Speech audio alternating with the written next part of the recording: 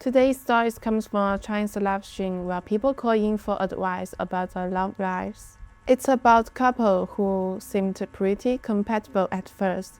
They are both in their 20s, both have master's degrees, both came from wealthy families, and neither of them has to worry about money. So you'd think this relationship would have a happy ending, but it's not. Here's what happened. The woman is 25 years old. She had just graduated from graduate school and was looking for a job. The guy was 26, a local Shenzhen guy. He was already lined up to start working at a securities company after graduation. They dated for a little over 5 months. At first, everything was fine, but then the woman started having a hard time finding work. And if you ever graduated without a clear plan, you probably know the feeling. Everyone around you seems to be moving forward. Meanwhile, you are refreshing job websites every day and wondering what you are doing with your life. That was basically her situation. The longer the job search went on, the more anxious she became.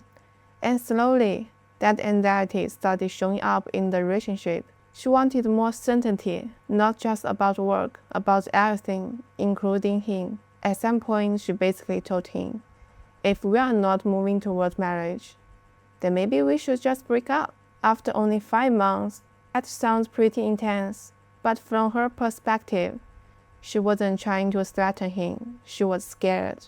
She didn't know if she would stay in Shenzhen. She didn't know where her career was going, and she wanted something solid to hold on to. The problem was that the boyfriend didn't see it that way. To him, 5 months was still very early. He wasn't against the marriage. He just wasn't thinking about it yet. I kind of get it. They are both young. Neither had really started their career. 5 months isn't exactly a lifetime. Things got worse when the topic of meeting parents came up. The woman wanted him to introduce her to his mother. The boyfriend wasn't ready. That turned into arguments. The arguments turned into more pressure. And eventually, they broke up. But here's the interesting part. Even after breaking up, they kept talking pretty much every day, which tells me neither of them was completely over it. According to the woman, he still cares about her. He still checks in on her. He still responds to messages. But whenever she brings up getting back together, he backs off. And that's what confused her. Because if he still likes her, why doesn't he want the relationship? The relationship coach on the live stream had a pretty simple answer. She said the guy wasn't tired of the woman. He was tired of the pressure. Yeah, that's true. For months, every conversation had become connected to anxiety, work anxiety, future anxiety, marriage anxiety, life anxiety. And eventually, he started associating the relationship with stress instead of comfort, which honestly happens more than people realize. The coach also pointed out something interesting. The woman was treating the relationship like a solution, as if getting married would somehow solve the uncertainty in her life. But finding a job, choosing where to live, and figuring out your future, those are problems nobody else can solve for you, not even someone who loves you. Right now, they are still in contact. They are still friendly. There's probably still feelings there, but they are not together, and nobody knows if they ever will be again. I don't think this breakup happened because they didn't love each other. I think one person was looking for reassurance. The other person was looking for breathing room, and sometimes that's enough to break a relationship. So what do you think? If you were the guy, would you give her another chance? Alright, the next story is about a woman who couldn't tell if she was in a real relationship or just being played. There's a girl, she's 26, pretty solid background, top university in China, studying abroad for her master's.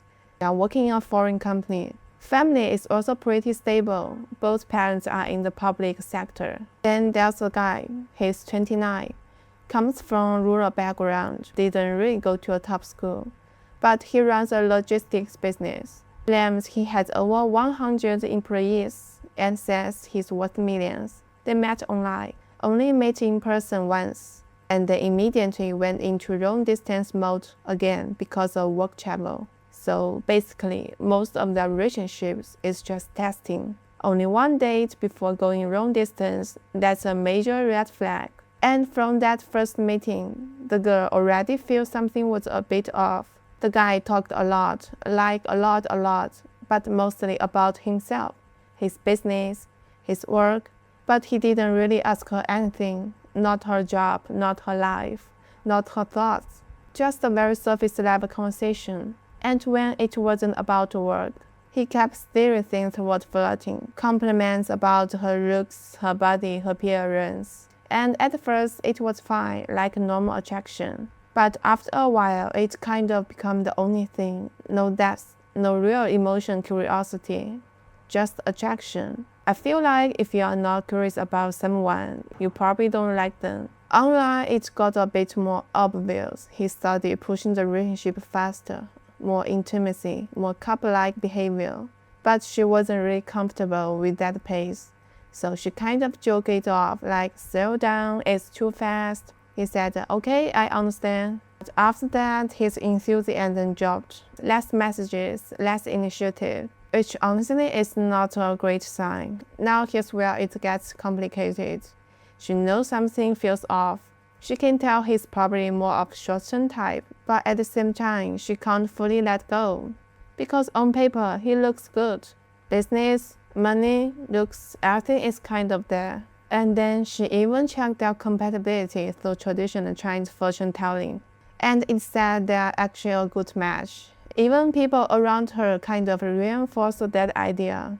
Apparently, the fortune teller didn't see through the first date. If someone watched that date and still said, yep, that's your person, you might need to keep your distance from them too. So now she's stuck, like she feels something's wrong, but everything external is telling her maybe it's fine. When she brought this to the live stream host, the host basically didn't sugarcoat it. She said something like, you're not confused about compatibility, you are just reacting to his money. That one landed. Because imagine if he wasn't successful, if he didn't have a business, if he wasn't claiming all this wealthy, you probably wouldn't even be questioning this. And then the host made a pretty simple point. If a guy is actually serious, you can see it in behavior, not just compliments, not just flirting, but consistency, effort, actual curiosity about who you are. And in this case, that's kind of missing. So right now, the situation is basically she's overthinking, he's underinvesting, and nothing is really moving forward.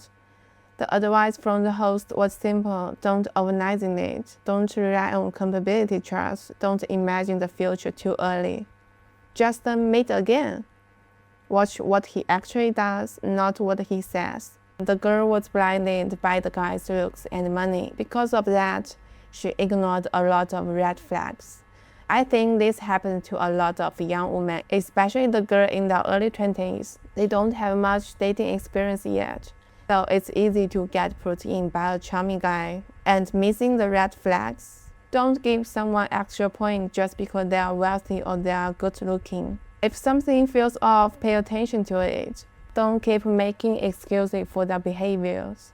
It also helps to listen to people that you trust. When you like someone, it's easy to fool yourself. Sometimes your friends, your family members can see the red flags before you do. And most importantly, slow down, take your time. A person can fake things for a while, but not forever, so take your time. You will see who they really are. And that's it for today's stories. Thanks for watching. I will see you in the next video.